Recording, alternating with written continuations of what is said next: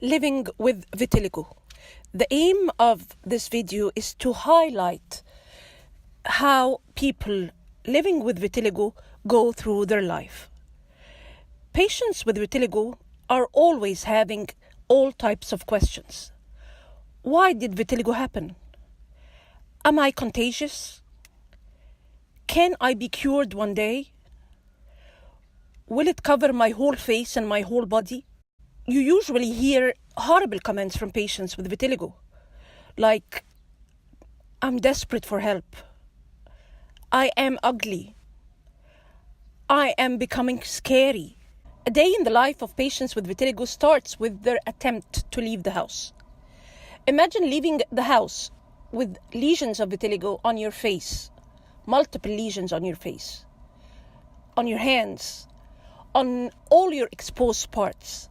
And imagine going through any means of transportation, particularly in Egypt. Imagine the look in the people's eyes who are seeing these patients with vitiligo lesions. Patients with vitiligo always feel like they're being watched. They become excessively self-conscious.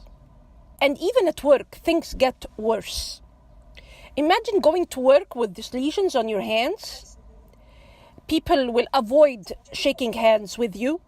They always feel that they're being watched. You will hear this often. I don't feel ugly. I know I am ugly. I am not enough. They keep facing struggles every step of the way. People usually don't hire them. They find difficulty in eating around people. As for the marriage, this is a main problem. They find difficulties in getting married. As for children and teenagers, they are the ones who suffer the most. They can reach the extent that doll companies decided to create dolls with the shape of vitiligo so that the children don't feel isolated. As for teenagers, they suffer a lot. They can be bullied every day at school or at university. Some of them reach the state that they tattooed, it's called vitiligo, on their vitiligo parts to stop the staring, to tell people what they really suffer from.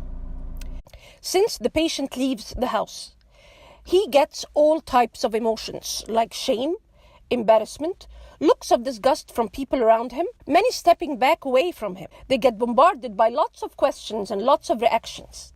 They're always reassuring others that they're not contagious. They find difficulties every step of the way, always fighting for acceptance, always struggling to find a safe place in life. This actually ends up in a certain degree of social isolation. They prefer staying alone. Their life comes to complete shutdown. Their only way out is usually through their phones and social media. They suddenly become addicted to all forms of social media, which leads to further social isolation. They slowly develop all forms of psychological disturbance and mental illnesses.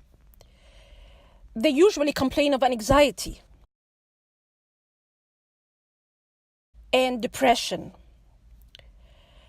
severe depression that may end up one day in even suicide. Our mission as doctors who treat vitiligo to reassure the patients that they are not in this journey alone.